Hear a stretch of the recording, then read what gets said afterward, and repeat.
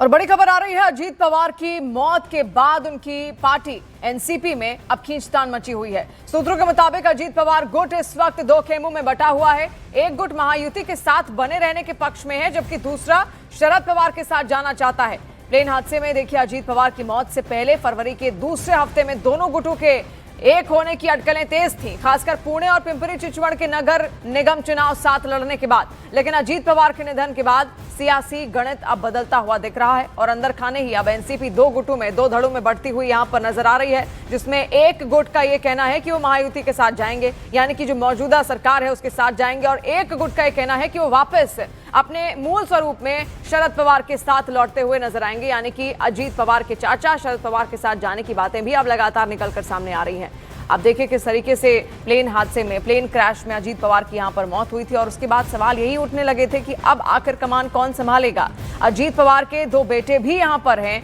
क्या वो उनकी कमान संभालेंगे या अजीत पवार के भतीजे भी काफी ज्यादा राजनीति में सक्रिय रहते हैं, इसको लेकर भी लगातार चर्चा थी। और हमारे संवाददाता विवेक हमारे साथ जुड़ रहे। विवेक, अभी और क्या डिटेल्स मिल रही है, आगे क्या रूपरेखा एनसीपी तैयार करेगी?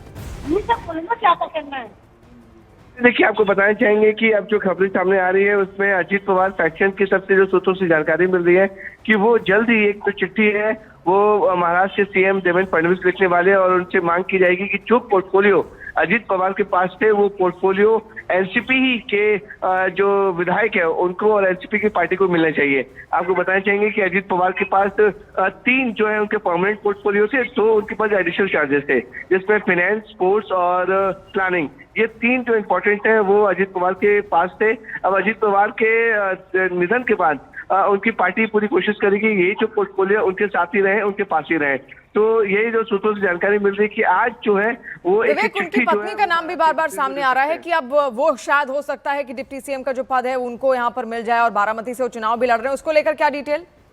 शिवानी, देखिए ये जो खबरें अब सामने आ रही है उसमें अजीत पवार फैक्शन के कई विधायक और जो कार्यकर्ता उनकी मांग है कि जो पोजीशन अजीत पवार की महाराष्ट्र सरकार में थी डिप्टी सीएम की, वही पोजीशन उनकी पत्नी को अब देना चाहिए। आपको बताना चाहेंगे कि सुनेत्रा पवार फिलहाल राज्यसभा सांसद हैं और उनकी पार्टी की मांग है कि जो डिप्टी सीएम का पद है वो सुनेत्रा पवार को मिलना चाहिए और जो विधायक का पद है वो शरद पवार के दोनों बेटे में से एक को मिलना चाहिए। यानी विवेक, कोशिश यही है कि किसी भी तरीके से जितने पद यहाँ पर हैं वो कहीं ना कहीं एनसीपी के अंदर ही यहाँ पर रहे। बहुत शुक्रिया विवेक जानकारी के लिए।